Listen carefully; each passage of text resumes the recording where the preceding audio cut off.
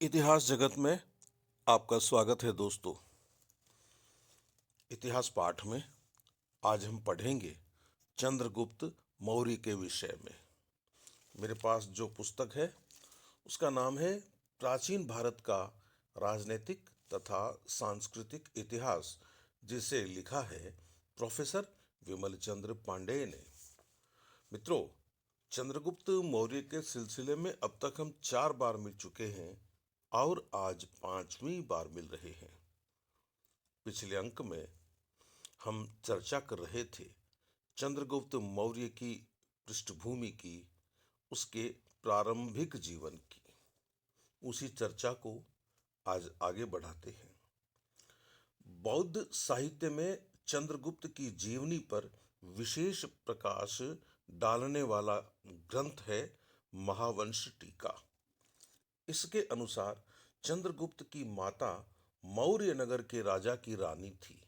कालांतर में एक राजा ने मौर्य नगर पर आक्रमण किया और उसके राजा को मार डाला। उस समय चंद्रगुप्त की माता गर्भवती थी। सुरक्षा के निमित्त वह अपने भाई के पास पुष्पपुर चली गई। पुत्र होने पर उसने उसे एक उखली में रखकर एक स्थान पर फेंक दिया। वहां चंद्र नामक एक वृषभ ने उसकी रक्षा की। इसी से उसका नाम चंद्रगुप्त यानी चंद्र द्वारा रक्षित पड़ा। कालांतर में उसे एक गोपालक ले गया। कुछ समय पश्चात उस गोपालक ने उसे एक शिकारी को दे दिया। उस शिकारी के गांव में रहता हुआ चंद्रगुप्त एक दिन राजकीय खेल खेल रहा था। इस खेल में वह राजा बना और अपने अन्य साथियों को उसने विभिन्न पद दिए तथा उनकी सहायता से कुछ अभियुक्तों का न्याय करने लगा। इस खेल में वह राजा बना और अपने अन्य साथियों को उसने विभिन्न पद दिए तथा उनकी सहायता से कुछ अभियुक्तों का न्याय करने लगा। उसी समय दूर खड़ा चाणक्य यह सारा खेल देख रहा था। वह बालक चंद्रगुप्त की सहज प्रतिभा से अत्यंत प्रभावित हुआ। उसने शिकारी को 1000 कारशापण देकर चंद्रगुप्त को खरीद लिया। तत्पश्चात 6-7 वर्ष तक अपने साथ रखकर उसने राजकुमार को भली भांति शिक्षा दी। कालांतर में नंद वंश का विनाश कर उसने उसे मगध का शासक बनाया। जैन ग्रंथ परिशिष्ट पर्वन में भी प्रायः महावंश की टीका के समान ही चंद्रगुप्त के जीवन की कथा मिलती है, प्रारंभिक जीवन की कथा मिलती है। इन विवरणों से स्पष्ट हो जाता है कि चंद्रगुप्त का प्रारंभिक जीवन कष्टमय एवं साहसिक रहा है। उसने अपने प्रतिभा की सहायता से अपने जीवन का मार्ग तैयार किया था। यूनानी लेखों में चंद्रगुप्त की प्रारंभिक जीवनी के विषय में कोई विवरण नहीं मिलता। एकमात्र जस्टिन का यही उल्लेख महत्वपूर्ण है कि चंद्रगुप्त अंबल ओरिजिन में उत्पन्न हुआ था, परंतु वह राज्य प्राप्त करने के लिए लालायित था। इसके लिए उसे एक शकुन अथवा संकेत से प्रेरणा मिली थी। प्रायः जिस ग्रंथ में भी नंदराज अथवा चंद्रगुप्त का उल्लेख हुआ है, उसमें चाणक्य का नाम भी विद्यमान है। यूनानी लेखों को छोड़कर प्रायः सभी ग्रंथ नंद वंश का विनाशक चाणक्य को ही मानते हैं। परंतु दुर्भाग्य से इस युग पुरुष की भी प्रारंभिक जीवनी का ज्ञान स्पष्ट नहीं है। पुराण टीकाकार, मुद्रा राक्षस तथा कथा सरित सागर द्वारा उसके जीवन के विषय में और उसने जो नंद वंश का विनाश किया तथा चंद्रगुप्त को राजा बनाया जानकारी मिलती है। ये ग्रंथ उसके प्रारंभिक जीवन वृत्त का वर्णन फिर भी नहीं करते। उसके जीवन वृत्त के लिए भी हम ब्राह्मण ग्रंथों से इतर ग्रंथों के आभारी होंगे। महावंश टीका का कथन है कि चाणक्य या चाणक्य तक्षशिला निवासी एक ब्राह्मण का पुत्र था। वह त्रिवेदज्ञ, शास्त्र पारंगत, मंत्र विद्या विशेषज्ञ तथा प्रख्यात नीतिज्ञ था। पिता की मृत्यु के पश्चात माता के भरण पोषण का भार उसी पर पड़ा। मित्रों, चंद्रगुप्त और चाणक्य की प्रारंभिक जीवनी के विषय में हमें विभिन्न प्रकार के मत पढ़ने को मिलते हैं, जानने को मिलते हैं। हम स्पष्ट नहीं हैं कि इन दोनों व्यक्तियों का प्रारंभिक जीवन कैसा था, लेकिन इन दोनों ही व्यक्तियों ने भारत के इतिहास को एक महत्वपूर्ण मोड़ दिया। इसलिए हमें इनके विषय में अधिक से अधिक जानने की कोशिश करनी चाहिए।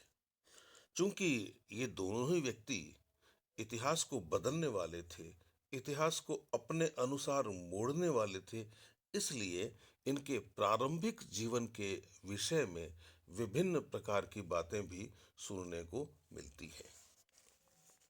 चाणक्य के लिए कहा गया है कि एक दिन उसने अपनी मां को रोते पाया।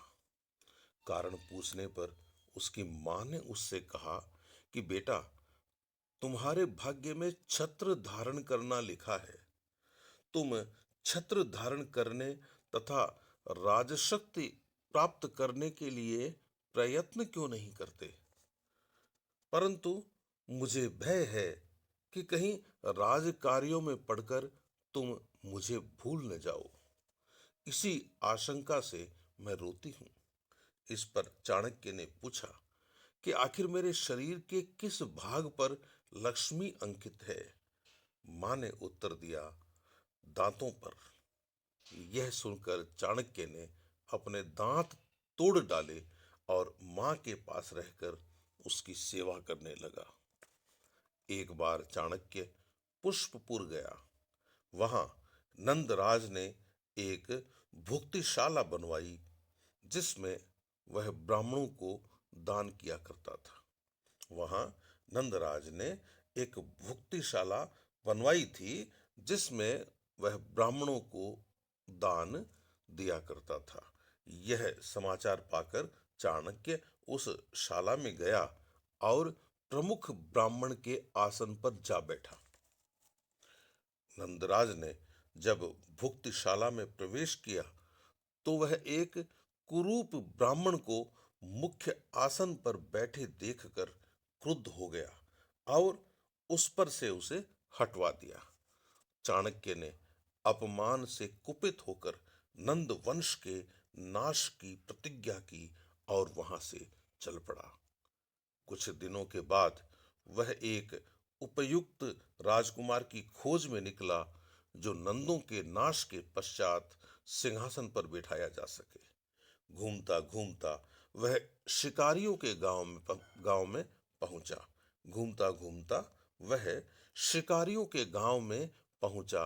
वहां उसकी चंद्रगुप्त से भेंट हुई और वह उसे अपने साथ ले आया। अन्यान्य साक्ष्यों को देखने से अन्यान्य साक्ष्यों को देखने से चाणक्य के विषय में विविध बातें ज्ञात होती हैं। बौद्धों की बौद्धों की विंशत्पकाशिनी बौद्धों की विंशत्पकाशिनी के अनुसार वह तक्षशिला निवासी था, परंतु जैन परिशिष्ट पर्वन और आवश्यक सूत्र के अनुसार वह गोल विषय में चणय नामक ग्राम में उत्पन्न हुआ था। जैन वृहत कथा कोश पाटलिपुत्र को उसका पुरातन पैतृक स्थान मानता है। इसी ग्रंथ में उसके पिता का नाम कपिल दिया हुआ है। सुख बोधा का कथन है, सुखबोधा का कथन है कि यद्यपि चाणक्य का पिता जन्म से ब्राह्मण था, तथापि वह जैन धर्म का अनुयायी था। जिस समय चाणक्य उत्पन्न हुआ तो उसके मुख में पूर्ण विकसित दंत पंक्ति को देखकर सभी को आश्चर्य हुआ, परंतु जैन भिक्षुओं ने बताया कि वे दांत राजत्व के बोधक हैं। किसी दिन चाणक्य राजा बनेगा। चाणक्य का पिता जैन था, अतः स्वभाव से ही वह संसार के प्रति विरक्त था। जैन भिक्षुओं ने भविष्यवाणी की कि चाणक्य अब किसी अन्य व्यक्ति के द्वारा राज्य करेगा, अर्थात वह किसी अन्य को राजा बनाएगा, परंतु वास्तविक राजसत्ता परंतु वास्तविक राजसत्ता उसी के हाथ में रहेगी। युवा होने पर चाणक्य का विवाह कर दिया गया। वृहत कथाकोश के अनुसार उसकी पत्नी का नाम था यशोमती। एक बार किसी समारोह में यशोमती को जाना पड़ा। उसमें उसकी अन्य विवाहिता बहिनें भी आई थीं। निर्धनता के कारण यशोमती की वेशभूषा अति दीन थी।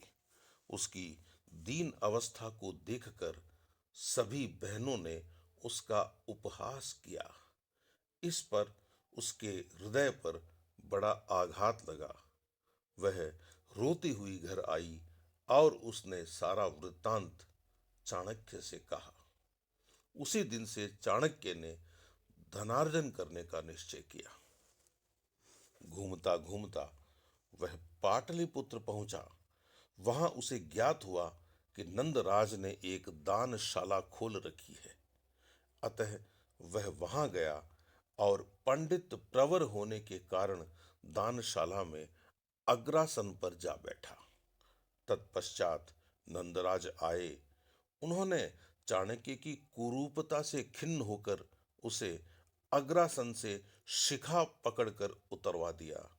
चाणक्य इस अपमान से आग बबूला हो गया। उसने तत्क्षण नंदवंश के सान्वय नाश की प्रतिज्ञा की।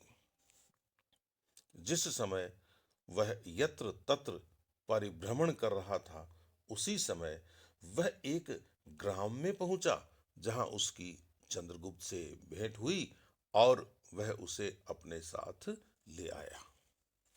प्रायः प्रत्येक भारतीय साक्ष्य किसी न किसी रूप में चाणक्य और चंद्रगुप्त का उल्लेख करता है।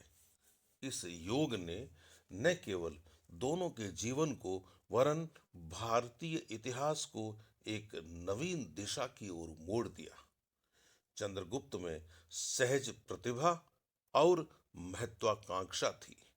इसका उल्लेख सभी साक्ष्यों ने किया है। उधर विविध ग्रंथों के अनुसार चाणक्य विविध विद्याओं का महापंडित एवं प्रगाढ़ कूटनीति का ज्ञाता था। बल और बुद्धि के इन दो प्रतीकों का योग किसी भी विरोधी शक्ति का सफलतापूर्वक सामना कर सकता था। यही हुआ। उधर विविध ग्रंथों के अनुसार चाणक्य विविध विद्याओं का महापंडित एवं प्रगाढ़ कूटनीति का ज्ञाता था। बल और बुद्धि के इन दो प्रतीकों का योग किसी भी विरोधी शक्ति का सफलतापूर्वक सामना कर सकता था। यही हुआ। इनके सम्मिलित प्रयत्नों ने पहले विदेशियों द्वारा आक्रांत पश्चिमी भारत की पुण्य भूमि को स्वतंत्र किया और उसके बाद आतताई नंद वंश का विनाश कर मगध को मुक्त किया। इस विषय पर मतभेद है कि चाणक्य और चंद्रगुप्त ने पहले मगध जीता या पंजाब जीता। इसका प्रमुख कारण यह है कि यूनानियों ने एकमात्र पंजाब विजय का उल्लेख किया है और भारतीय ग्रंथों ने एकमात्र मगध विजय का।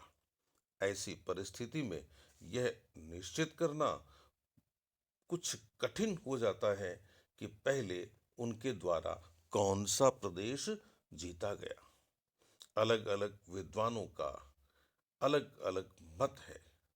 कोई कहता है कि चंद्रगुप्त ने पहले पंजाब जीता, कोई कहता है कि उसने पहले मगध जीता, कोई कहता है कि उसको पंजाब में विफलता मिली, कोई कहता है कि उसको मगध में विफलता मिली। इस विषय में गहराई से विचार करना होगा कि चंद्रगुप्त और चाणक्य ने पहले पंजाब को जीता था या मगध को जीता था। इस बिंदु को इस रूप में भी देखना पड़ेगा कि पहले उसने आक्रमण कहाँ किया था। पहले आक्रमण करना और पहले जीतना दो अलग अलग बातें हैं। हम देखेंगे कि इन दोनों व्यक्तियों ने, चंद्रगुप्त ने और चाणक्य ने मिलकर भारत के इतिहास को एक नया रूप दे दिया था। भले ही यह रूप पहले मगध पर आक्रमण करने से आया हो या पहले पंजाब पर आक्रमण करने से आया हो, इस बात से भी कोई ज्यादा अंतर नहीं पड़ता कि पहले इन लोगों ने मगध को जीता था या पहले इन लोगों ने पंजाब को जीता था। जो ध्यान देने वाली बात है वह यह है कि इन दोनों ने मिलकर भारत में एक ऐसा साम्राज्य खड़ा किया जिसके अंतर्गत भारत एक सूत्र में आबद्ध हो गया। तो मित्रों, यह था आज का इतिहास पाठ। अगले इतिहास पाठ के लिए हमारी मुलाकात हो, तब तक तब तक के लिए आप अपने इस साथी को अनुमति दीजिए। नमस्कार।